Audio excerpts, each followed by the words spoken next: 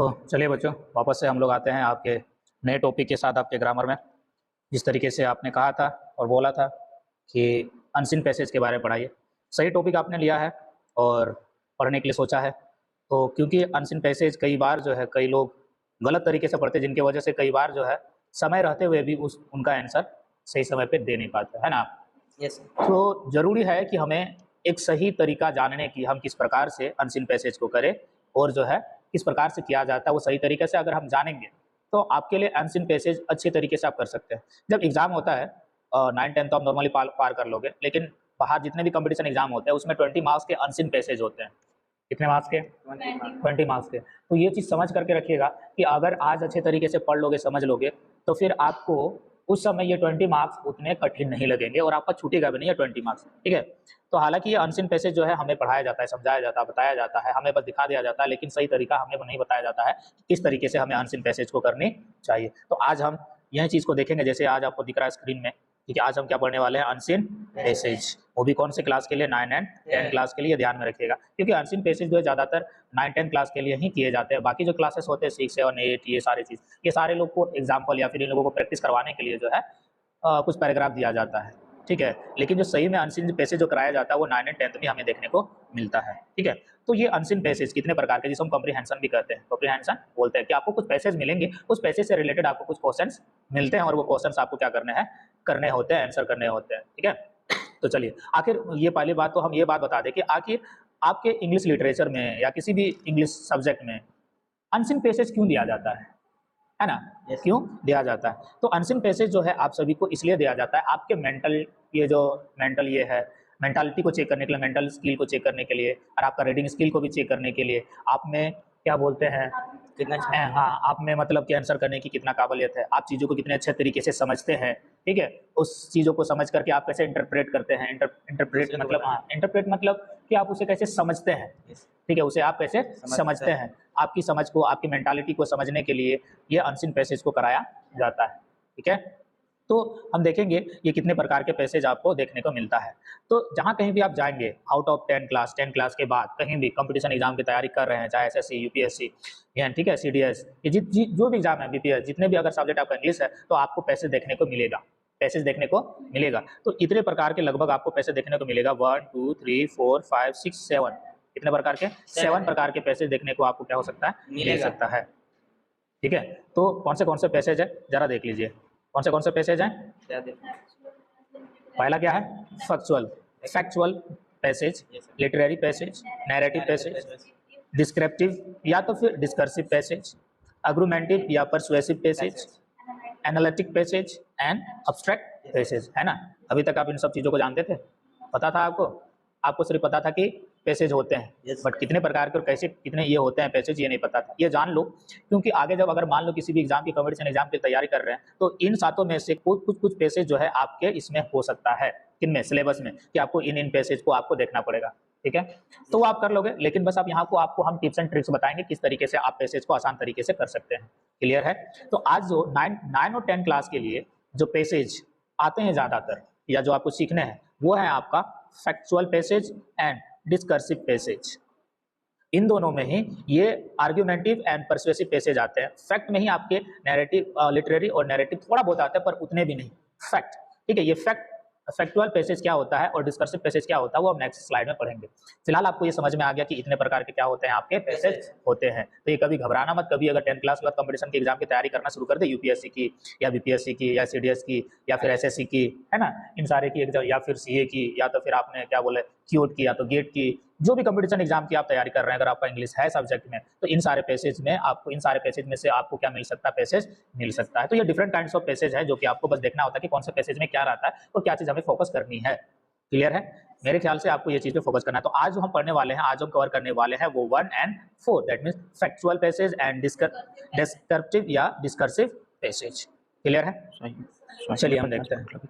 तो पहला है हमारा फैक्चुअल पैसेज। तो हमारा जो पैसेज होता है ज़्यादातर 300 से लेकर के 350 वर्ड्स में होते हैं, जो जितने पैसेज होते हैं, ठीक है, जितने पैसेज होते हैं, ये सारे के सारे पैसेज जो है 300 से लेकर के 350 वर्ड्स में होते हैं। अब ये फैक्चुअल पैसेज क्या है? ये क्या है? डिटेल्ड डिस्क्रिप्शन है। जो भी है आपका जो पैसेज है, ठीक है, जिसके बारे में जो पैसेज है उसके बारे में पूरा डिटेल ये क्या करता है, देता है। और ये फैक्ट लिखता है। फैक्ट मतलब जो बातें सच है वही बातें को क्या करता है, बताता है। तो ये एक ऐसा पैसेज है जो कि सच्चाई को सामने रखता है। जैसे इंक्रीजिंग पॉपुलेशन है ना, तो ये क्या फैक्ट है, पॉपुलेशन क्या होते जा रहा है, इंक्रीज होते जा रहा है, तो उनके बारे में शायद यहाँ पर जो पैसेज है वो लिखा गया होगा, है कि नहीं। तो उनके बारे में अब वो क्या करेगा, फुल डिटेल लिखेगा। क्या करेगा, फुल डिटेल देगा। तो जो फैक्ट लिखता है, जो सच्ची बातें लिखता है, जो सच्ची जो पैसेज है जो सही में वो एग्जिस्ट करता है, उसे हम फैक्चुअल पैसेज में रख सकते हैं। फिर इनमें क्या क्या आता है, पहला तो है कि इनमें डिटेल आता है, ठीक है, जिसमें जो है इन्फॉर्मेशन आपको क्या मिलता है, डिटेल डिस्क्रिप्शन के साथ आपको क्या मिलता है, कुछ ज्यादा ही इन्फॉर्मेशन आपको देखने को मिलता है, ठीक है।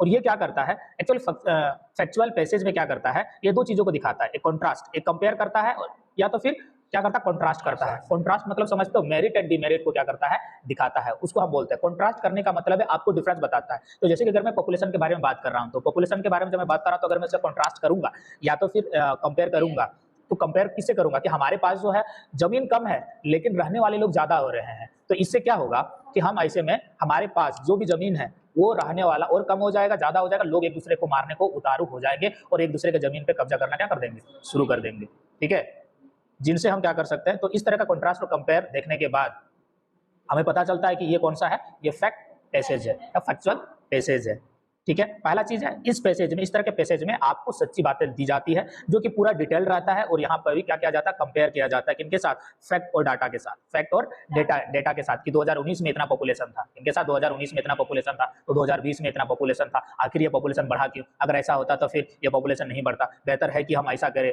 ये करें, कोई नियम बनाए, ये सारा चीज। तो ये सारा चीज इन लोग क्या करते हैं, फैक्चुअल पैसेज में देते हैं, जो सच्ची बात है वो चीज। तो अगर ये सारा चीज आप करते हो तो फिर आपको क्या देखने को मिलता है, student learns to get the comprehensive view of the subject and discuss to improve his mentality ability. आप अगर इन सारे पैसेज को कर लेते हो तो आपका क्या इंप्रूव होगा, वो है आपका मेंटालिटी, मेंटल एबिलिटी आपका क्या होगा, इंप्रूव होता है। और ये फैक्चुअल पैसेज जो होता है वो ज्यादातर इंस्ट्रक्टिव में होता है या डिस्क्रिप्टिव में होता है या रिपोर्टिंग में ही होता है। ये तीन तरीके से हो सकता है। इंस्ट्रक्टिव मतलब कोई ऑर्डर देने के जैसा ये क्या है, लिखा रहेगा, कैसा लिखा रहेगा, ऑर्डर देने जैसा, इंस्ट्रक्ट करना। डिस्क्रिप्टिव मतलब कोई क्या कर रहा है, डिस्क्राइब कर रहा है किसी को भी। मैंने बोला इस पेन को लो और इस पेन को क्या करो, डिस्क्राइब करो। तो आपको मैंने बोला कि 100 वर्ड में आपको इसको क्या करना है, डिस्क्राइब करना है, तो कुछ ना कुछ आप डिस्क्राइब करते पेन को लिखोगे तो उसको बोलेंगे फैक्चुअल। तो ये ज्यादातर बहुत कम आते हैं इनमें, फैक्चुअल में ये डिस्क्राइब कम करते हैं, लेकिन इंस्ट्रक्ट और ज्यादातर रिपोर्टिंग, सबसे ज्यादा रिपोर्टिंग होता है फैक्चुअल पैसेज में। क्या होता है, रिपोर्टिंग होता है। ये क्या करता है, रिपोर्ट करता है, कुछ जो सच्ची बातें हैं, जो फैक्ट है, वो क्या करता है, सच्ची बातों को उन पैसेज के साथ आपको क्या करता है, रिपोर्ट करता है, ऐड करता है। ये आपका क्या है, फैक्चुअल पैसेज। क्लियर है।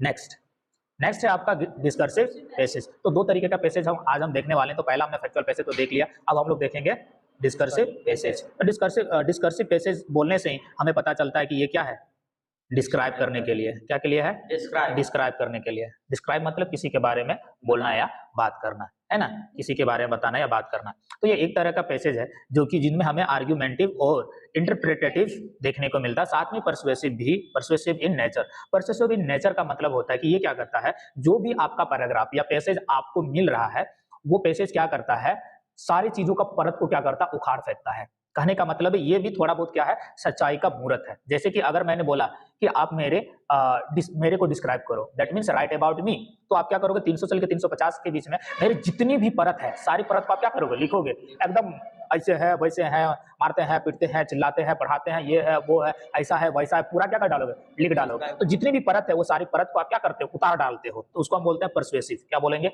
परसुएसिव। जब हम किसी के परत को निकालते हैं, जैसे क्या बोलते हैं, दूध देखे हो, दूध का जो ठंडा होने रख दो तो ऊपर क्या निकले, छाली, है ना, उस छाली को आप जैसे आप निकालते हो तो उसे आप बोलते हैं परसुएटेड, ठीक है। तो मतलब निकालना, परत को एकदम निकालना। परत को निकालने का मतलब है सारा चीज को क्या करना, सामने ला करके रख देना।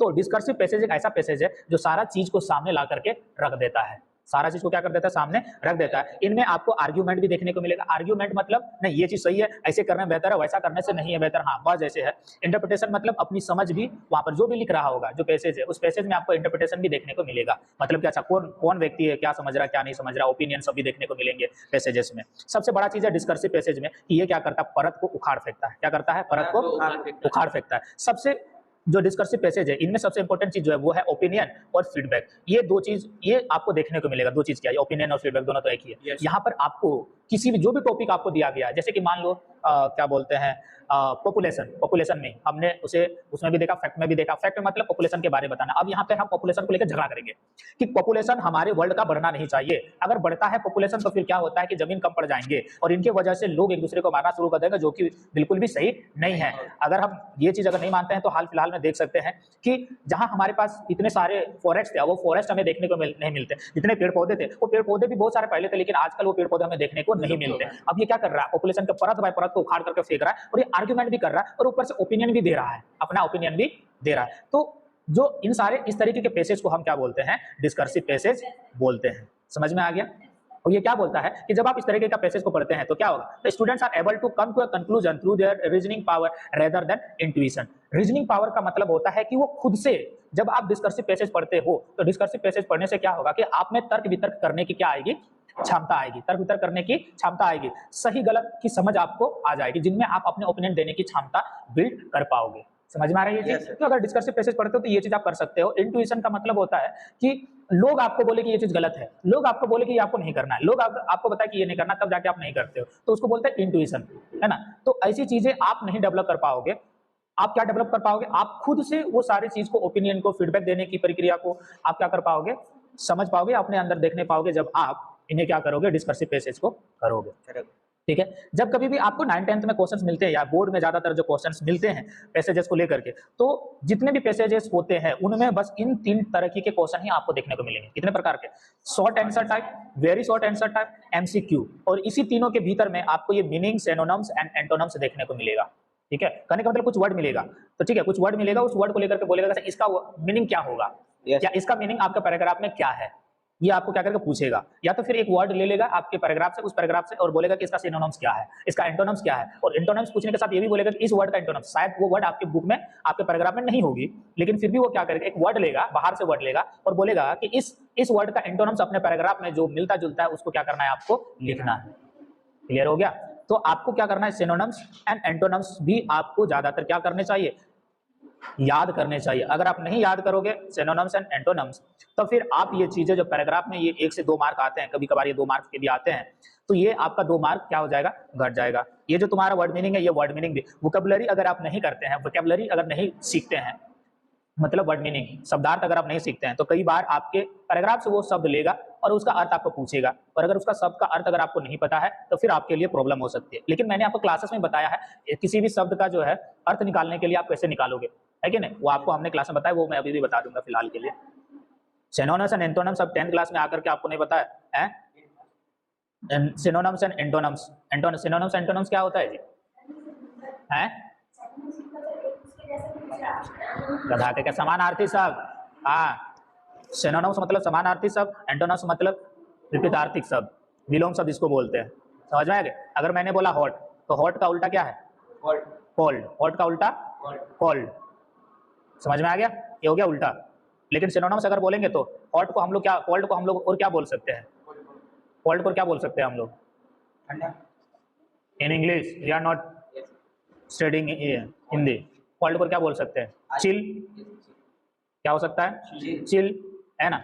चिल काफी ज्यादा ठंडा को हम लोग बोलते हैं चिल। तो ये क्या हो गया, समानार्थी शब्द हो गया, तो ये क्या हो गया, उल्टा हो गया। तो ये इनको हम बोलते हैं। क्लियर हो गया? आगे बढ़े, चलिए। तो जो चीजें आपको ध्यान देना है, तो टिप्स एंड ट्रिक्स आपको बताते हैं कि कैसे आपको जो है एक पैसेज को या पैराग्राफ को, रीडिंग कॉम्प्रिहेंशन को कैसे आपको क्या करना है। सबसे पहला चीज में आपको ध्यान देना है कि सबसे पहले पैसेज को रीड कर लेने हैं। जितना जल्दी हो सके उतना जल्दी आपको क्या करना है, रीड कर लेना है। क्या कर लेना है, रीड कर लेना है। और क्या करना है, focus on the relevant details and underline them with pen and pencil. अब आपको क्या करना, जब रीड कर रहे हैं, आप नॉर्मली धीरे से नहीं रीड करना, आपको रीडिंग इंप्रूव करना पड़ेगा। रीडिंग की जो स्पीड है आपका, वो स्पीड क्या करना पड़ेगा, इंप्रूव करना पड़ेगा। तब कहीं जा करके आप अपना क्या बोलते हैं, पैसेज करने के जो तरीका है वो आप इंप्रूव कर पाओगे, वरना आप यही फंस जाते हो, रीडिंग में फंस जाते हो। क्यों फंस जाते हो? क्योंकि आप रीडिंग स्लो करते हो, आप देखने की कोशिश करते हो, है ना। तो ये चीज आपको क्या करना है, अवॉइड कर देना है। तो आपका रीडिंग क्या होना चाहिए, फास्ट होना चाहिए, क्विक होना चाहिए। ठीक है। जब आप रीड कर रहे हैं, फोकस करो कि कौन सा डिटेल है, कौन सा सबसे ज्यादा इंपॉर्टेंट डिटेल है। उन सारे इंपॉर्टेंट डिटेल्स को आपको अपने पेन या पेंसिल से आपको क्या कर देना, अंडरलाइन कर लेना है। अभी तक आपने क्वेश्चन नहीं पढ़ा, ये याद रखिएगा। ठीक है। बिना क्वेश्चन पढ़े मैं ये सारा चीज आपको करने को बोल रहा हूँ। सबसे पहले रीड कीजिए पैसेज, जितना स्पीड हो सके उतना। और उसी बीच में अगर आपको कोई भी फैक्ट या इंफॉर्मेशन आपको क्या लगता है, इंपॉर्टेंट लगता है, टॉपिक के हिसाब से, तो उससे क्या कर लेना है, अंडरलाइन कर लेना है। कोई दिक्कत है? No sir. आगे बढ़े। Read the question carefully and go back to the passage to find the answer. अब क्या करना, जैसे ही आपका रीडिंग खत्म हो जाएगा, रीडिंग आपका क्या हो जाएगा, खत्म हो जाएगा। अब आपको क्या करना, क्वेश्चन में जाना है, क्वेश्चन में जाके क्वेश्चन को रीड करना और उसे समझने की कोशिश करना है। किनको? क्वेश्चन को। ठीक है, ये सारा चीज आपको बहुत जल्दी में ये प्रक्रिया आपको करना पड़ेगा। दैट मींस आपका जो स्पीड है आपको बढ़ाना पड़ेगा, क्योंकि समय जो लगता है ना रीडिंग पैसेज में, वो कहीं और नहीं लगता है। समझ में आ गया? तो अपना जो रीडिंग स्पीड है वो आपको क्या करना पड़ेगा, इंप्रूव करना पड़ेगा। तो क्वेश्चन आपको क्या करना है, रीड करना है। क्वेश्चन आपको क्या करना है, रीड करना है। और रीड, जैसे ही आप क्वेश्चन रीड करते हो, क्वेश्चन रीड करने के साथ ही आपको क्या करना है, वापस से अब क्या करना है, जो भी चीज अंडरलाइन की हो उससे आपको गो थ्रू होना है। जितना मेन पॉइंट है उन सारे जो भी आपका मेन इन्फॉर्मेशन है, इन सारे मेन इन्फॉर्मेशन के गो थ्रू हो जाओ और देखो कि कौन सा क्वेश्चन पे ये क्या कर रहा है, रिलेट कर रहा है। अगर मिल गया तो ठीक, अगर नहीं मिला तो दोबारा से आपको क्या करना पड़ेगा, वापस से एक राउंड और रीड करना पड़ेगा आपको पैराग्राफ, पैसेज। क्लियर हो गया? और आपका आंसर क्या होना चाहिए, लॉजिकल सीक्वेंस में होना चाहिए। लॉजिकल सीक्वेंस मतलब जो भी आप आंसर देते हैं ना, उस आंसर का मतलब एक लॉजिक होना चाहिए। हाँ, क्या करना चाहिए आपको, लॉजिक होना चाहिए। लॉजिक मतलब आपको क्वेश्चन पूछेगा कि व्हाट इज एनवायरनमेंट, और वहां पर एनवायरनमेंट के बारे में अगर ज्यादा कुछ इन्फॉर्मेशन नहीं दिया है तो फिर आप जो कुछ और लिख दोगे। ठीक है, Yes. तो कुछ और लिखने का जरूरत नहीं है। जो आपके पैराग्राफ है उस पैराग्राफ के हिसाब से ही अपना लॉजिकल बैठाते हैं। लॉजिकल मतलब अपना जो थिंकिंग पावर है, ठीक है, तर्क वितर्क है, अपना तर्क वितर्क करके एक अच्छा आंसर आपको क्या करना है, देना है। और जितना हो सके उतना आपको क्या करना है, अपने ही शब्दों में लिखने हैं। क्या में लिखने हैं, अपने ही शब्दों में, अपने शब्दों में क्या करना है आपको, लिखना है। लिखने, ये याद रखना है। To find the answer to the vocabulary based question like the synonyms, replace the word with the meaning. If you find that it is the same meaning, the answer is correct. ये चीज तो मैंने आपको classes में करवाया था। मान लीजिए अगर आपको कोई वर्ड देता है सिनोनिम्स निकालने के लिए, एंटोनिम्स निकालने के लिए, ठीक है, सिनोनिम्स निकालने के लिए, जैसे आपको मिला कोल्ड, कोल्ड एक वर्ड बोला और बोला कि ये कोल्ड वर्ड का जो सिनोनिम है वो अपने पैराग्राफ में क्या कीजिए, ढूंढिए। तो अब आपको क्या करना है, कोल्ड के बारे में क्या करना है। अब ये कोल्ड वर्ड आपको नहीं मिलेगा, समझ में आ रहा है? ये पैराग्राफ में जो है अगर सिनोनिम बोल रहा है तो ये पैराग्राफ में आपको कोल्ड वर्ड देखने को नहीं मिलेगा। तो मिलेगा क्या, इससे रिलेटेड, कोल्ड के जैसा, जैसे चिल है ना, जैसे चिल। तो आपको क्या करना है, जब अगर आपको पता ही नहीं है इस वर्ड का, जैसे कोल्ड का, आपको कोल्ड का जो मीनिंग नहीं पता है, तो अब आप क्या करोगे, है ना।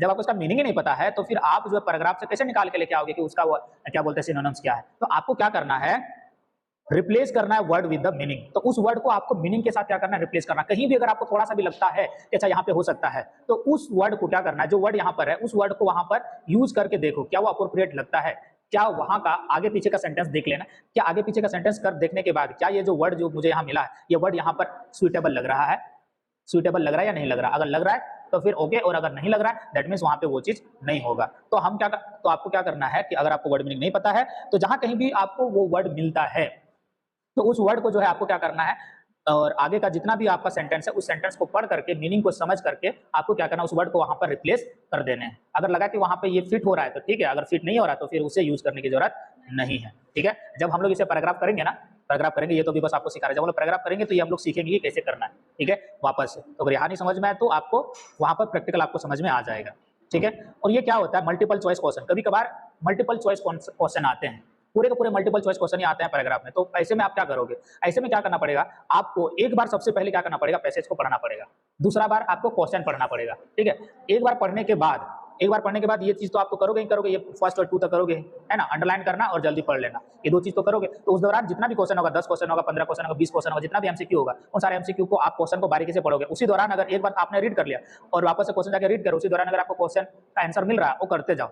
और जिस क्वेश्चन का आंसर आपको नहीं मिल रहा है एमसीक्यूज के दौरान, तो वापस से आपको क्या करना है, पैराग्राफ क्या करना है, रीड करना है। और इस दौरान जब आप रीड करोगे, जो भी आपने आंसर दिया है उसका भी आंसर आपको मिलते जाएगा, जिसका आपको आंसर आपको नहीं मिल रहा था वो भी आपको क्या करेगा, वापस से मिल जाएगा। एमसीक्यू का ये है। तो कम से कम एमसीक्यू जब आप करते हैं तो ज्यादा से ज्यादा 3 बार, ज्यादा से ज्यादा 3 बार और कम से कम 2 बार आपको क्या करना है, पैराग्राफ रीड करने ही होंगे। क्लियर है ये चीज? Yes sir. समझ में आया? Yes sir. चलिए, तो जब हम पैराग्राफ को रीड कर रहे हो तो ये तो एक टिप्स एंड ट्रिक्स है कि कैसे आप पैराग्राफ को क्या कर सकते हैं, रीड कर सकते हैं। लेकिन इस रीडिंग के दौरान में हमें क्या क्या चीज का ध्यान देना है, वो चीज मोस्ट इंपॉर्टेंट है, तो वो हम देखेंगे। Things to keep in mind, जब आप रीड कर रहे होते हैं पैराग्राफ को, उस दौरान आपको अपने दिमाग में क्या रखना, वो चीज ध्यान में रखना है। आपको क्या करना है, जब आप रीड कर रहे हैं ना, उस दौरान आपको बस मेन आइडिया पे क्या करना है, फोकस करना है। इन पे फोकस करना है, मेन आइडिया पे। मेन आइडिया आपको कहाँ मिलेगा, आपके ये क्या बोलते हैं, टॉपिक पे। ठीक है, जो भी पैसेज होगा उसका जो टॉपिक होगा, है ना, क्या होगा, टॉपिक। उस टॉपिक से आपको क्या मिलेगा, मेन आइडियाज मिलेगा। अच्छा, इस टॉपिक का मतलब ये है, क्योंकि जब मैं पढ़ाता हूँ हमेशा सबसे पहले मैं क्या करता हूँ, टॉपिक को आपको समझाता हूँ, है ना, तब कहीं जाकर के अंदर आपको चैप्टर पढ़ाता हूँ।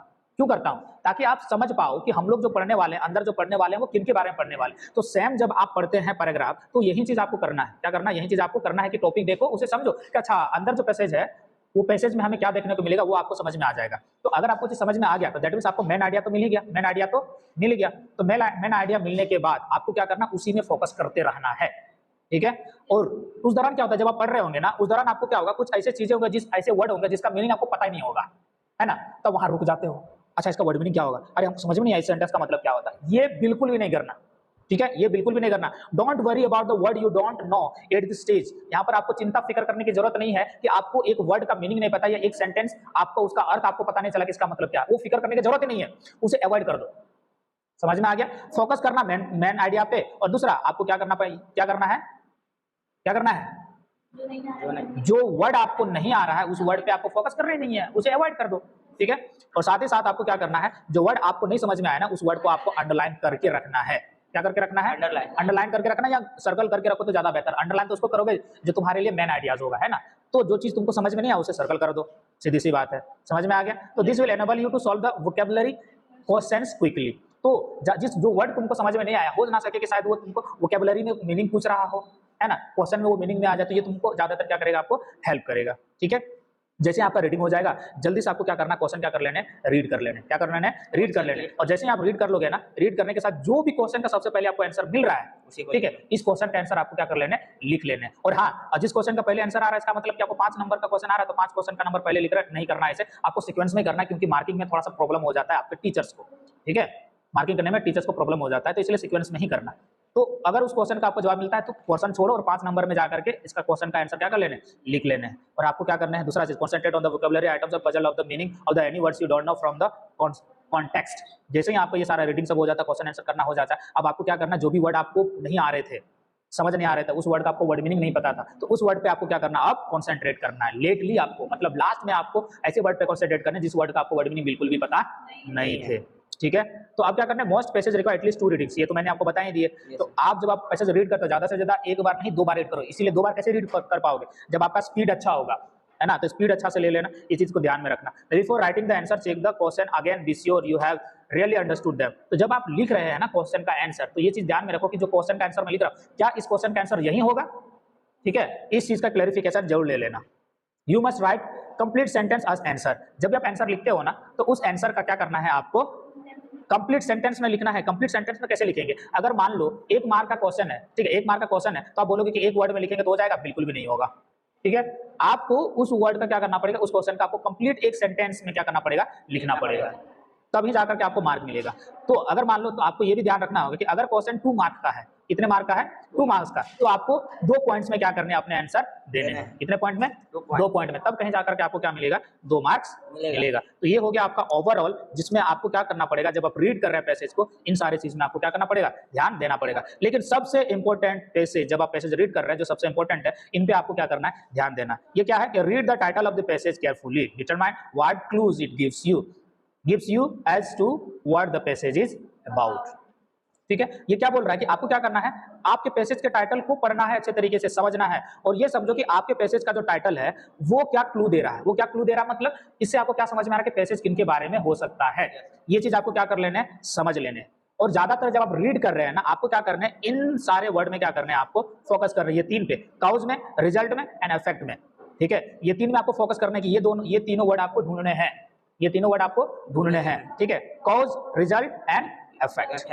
क्लियर है? Yes sir. इससे क्या होगा कि आपका रीडिंग काफी ज्यादा बेहतर हो जाएगा। सबसे पहले आपको टाइटल पे ध्यान देना, टाइटल पे ध्यान रख के आप अपना पैसेज को क्या करना, रीड करना। जब आप पैसेज को रीड कर रहे हैं तो इन चीज पे आपको ध्यान देना, कॉज पे, रिजल्ट पे, इफेक्ट पे। कॉज मतलब कि जो चीज भी है जिनके बारे में, जैसे पॉपुलेशन के बारे में बता रहा था, पॉपुलेशन क्या कॉज कर रहा है, कॉज ये कर रहा है कि हमारा जमीन क्या हो रहा है, कम पड़ रहा है। रिजल्ट क्या हो रहा है, जिनकी वजह से पॉपुलेशन जैसे ही आगे बढ़ रहा है, तो इन रिजल्ट क्या हो रहा है कि ये रिजल्ट में एक लोग एक दूसरे पे क्या कर रहे हैं, चढ़ाई कर रहे हैं, एक दूसरे को मार रहे हैं। इफेक्ट क्या है, इफेक्ट ये है कि हम सारे लोग एक दूसरे को क्या कर रहे हैं, मार रहे हैं, वही चीज है। तो इन तीनों वर्ड को ढूंढने की कोशिश करो। इन तीनों वर्ड में से एक वर्ड या एक सेम वर्ड ही नहीं मिलेंगे। ये मत सोचना कि कॉज, जो मैंने बोला कि ये कॉज मिलेगा वहां पे, तो कॉज वर्ड आपको वहां पे जनरली नहीं मिलेंगे, लेकिन कॉज के जैसा। कॉज का मतलब क्या होता है, कॉज मतलब वही, मतलब कि पॉपुलेशन होने से क्या होगा, जो भी टॉपिक अगर मैंने लिखा टॉपिक पॉपुलेशन कॉज क्या होता है, पॉपुलेशन क्यों आगे बढ़ रहा है, या पॉपुलेशन का आगे बढ़ने से क्या हो रहा है, ये कॉज हो गया। ये रिजल्ट भी, पॉपुलेशन के बढ़ने से क्या रिजल्ट आता है, है ना, या पॉपुलेशन के बढ़ने से क्या इफेक्ट होता है, क्या इफेक्ट्स होता है, क्या प्रभाव पड़ेगा पॉपुलेशन के आगे बढ़ने से।